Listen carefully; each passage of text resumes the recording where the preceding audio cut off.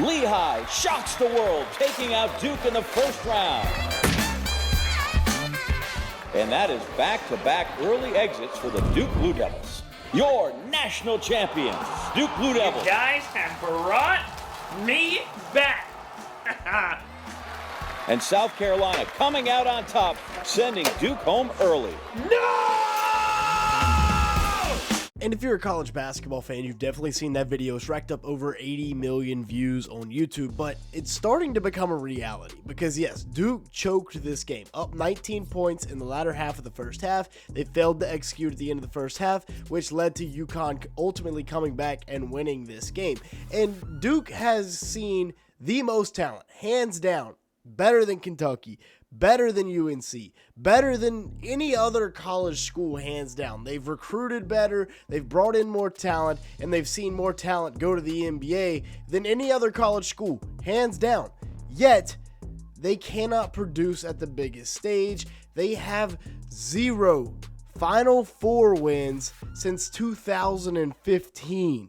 They've had 30 NBA draft picks in the last 10 years. Not to mention, they've also had 4 number 1 overall picks, as well as superstars like Jason Tatum, some other really high quality starters like RJ Barrett, Brandon Ingram, Jalen Johnson, Mark Williams, Derek Lively, and Jared McCain, as well as one of the greatest, if probably the greatest college basketball coach of all time, up until 2022, and then his heir that he handpicked that has been just as good and has been shattering records since he got there. And that doesn't even mention last year's team, which was hands down the best college basketball team I've ever seen. So I'm only 20, so I haven't been watching for that long, but I mean, we've got 2 guys in Cooper Flagg and Con Knippel that right now are battling it out for the NBA Rookie of the Year, combining for over 40 points per game on the same team, with another top 10 draft pick, with another couple of second round picks that are both key rotation pieces right now, more so Sion than Proctor. But this was hands down an elite team. So how does this continue to happen? How did they have back-to-back massive choke jobs? And how does all this talent come through and win no championships? It starts in 2016, the year after they won their final chip with Coach K, where they had a really talented team. And yeah, this is one of the worst Duke teams, I guess you could say, over the last 10 years, but still extremely talented. I mean, the number 2 overall pick in that year's draft, Brandon Ingram. You had Grayson Allen back for his sophomore year. Matt Jones was a bucket, if you know, you know. Also had Emil Jefferson, Marshall Plumlee. It was a solid squad. But again, not like you really expected them to go out and win it all. Ended up being a 4 seed. That was probably the best college year statistically of Grayson Allen's career. But then you move on to the 2017 team. And this team was once again stacked. I mean, you had Jason Tatum in college, who is that part of that Duke point forward pipeline that we've seen take over the NBA, just like the guy on screen here in Cooper Flagg. But yeah, Jason Tatum, Luke Kennard, Grayson Allen, Harry Giles was the number 1 overall player in that class, flamed out because he tore up his knee. You also had Emil Jefferson in that group. That was a really good squad. They ended up being a 2 seed, but did get upset by that South Carolina team that went on a crazy run. Then in 2018, I mean, again, just stacked up with talent. Grayson's senior year, you had Trayvon Duval, high school mixtape legend, Gary Trent Jr., Wendell Carter, and Marvin Bagley. Like, that is a squad. Now, this team did have a good run. They made it to the Elite 8, lost to Bill Self and Kansas, but they literally had no bench. Like, their 6-man was averaging 3.3 points per game. If it would have been a little bit deeper, then maybe they keep going. But again, this is a squad with, 2 of the top 3 recruits in the class in Bagley and Duval, and then Wendell Carter Jr. was top 10 as well. Tons of NBA talent. Probably should have at least made a Final Four, but again, they didn't get upset. Then that brings us to the 2019 squad, and I mean, golly, look at all the talent pictured here in this screen. 3 top 10 picks.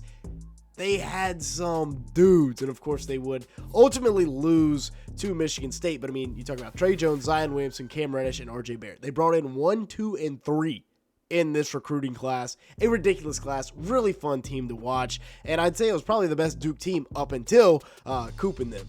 But again, so much talent, not being able to break through, didn't even get to the Final Four. At the end of the day, that's unsuccessful. And that brings us to where things get kind of weird. 2020, of course, COVID happens. This was actually a really good Duke team, had a really good chance. Probably were going to be a 1 seed. Trey Jones was playing like a National Player of the Year candidate. Vernon Carey Jr. was a beast down low. They had the depth. They had the supporting pieces. They had the experienced guard play. They could have made a run that year. They didn't because of COVID and all that. But then in 2021, it was bad. They didn't even make the tournament. Yes, they still had some talent with Jalen Johnson, who has turned out to be a really, really good NBA player. And Duke fans have actually claimed him again after not claiming him at first. But still a weird year. Then that brings us to 2022. Coach K's final year. And, I mean, this team was absolutely stacked. You had Paolo Banchero, National Player of the Year candidate, was the #1 overall pick. You had a good amount of depth with some 5 stars around him. You pair Paolo with Mark Williams in the front court. You had Trevor Keels, Wendell Moore, AJ Griffin coming off the bench, a lottery pick off the bench. This team was stacked. Ended up being a 2 seed, winning the ACC. They did make it to the Final Four. Of course, Caleb Love gamed them. Another historic chapter to that rivalry. But then that was the end of Coach K. So he hands it off to Jon Scheyer, a guy he handpicked. And it's looking like a great decision so far, except for the fact that he can't get it done on the biggest stage. He gets it done on every other stage, but he can't get it done on the biggest stage. First year, they come in, they win the ACC tournament after having an up and down season, kind of quieting all the doubters. And I mean, he started off with a bang, signing the #1, #2, and #4 players in that class, respectively, with Dariq Whitehead, Derek Lively, and Kyle Filipowski. It was a solid squad. They got bounced in the second round by Tennessee, but, you know, some building blocks. And heading into the next year, they had a senior captain in Jeremy Roach. They had a really talented freshman in Jared McCain. They had guys like Tyrese Proctor, Mark Mitchell, and Kyle Filipowski all back for year 2. Some roster retention in an era where that is not common. And they did. They made it all the way to the Elite 8 before ultimately getting bounced by my Wolfpack and DJ Burns in one of the most memorable Cinderella runs as of late.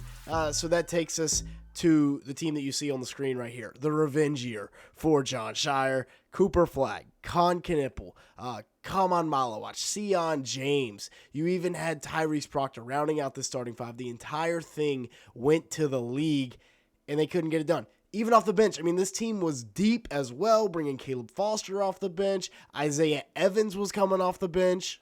Patrick Ngongba, Malik Brown. Like, there is genuinely no reason this team should have lost in the Final Four to Houston. They were up 10, 15 points, whatever it was, choked it. This was going to be your national championship team. This will probably be the best team that Jon Scheyer ever has. No matter how many national championships he wins, I will still stand by it that this will be the best team he will ever have. This was absolutely ridiculous.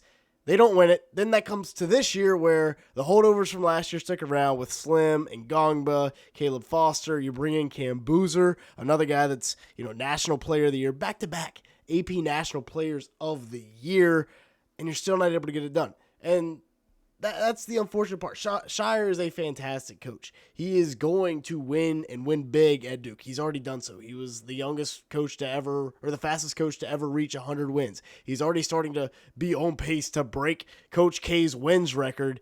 You just got to give him some time. This is only his 4th year again, and he's won 3 ACC tournament championships, been to the Final Four, and been to the Elite 8 3 times. The Duke can coach. Duke will be just fine, but the Duke dilemma is a real thing. If that's going to be it for today's video. Thank you so much for watching. Make sure to the like button, leave me a comment down below, and hit that subscribe button if you did enjoy at any point. And with that being said, thank you so much for watching today's video.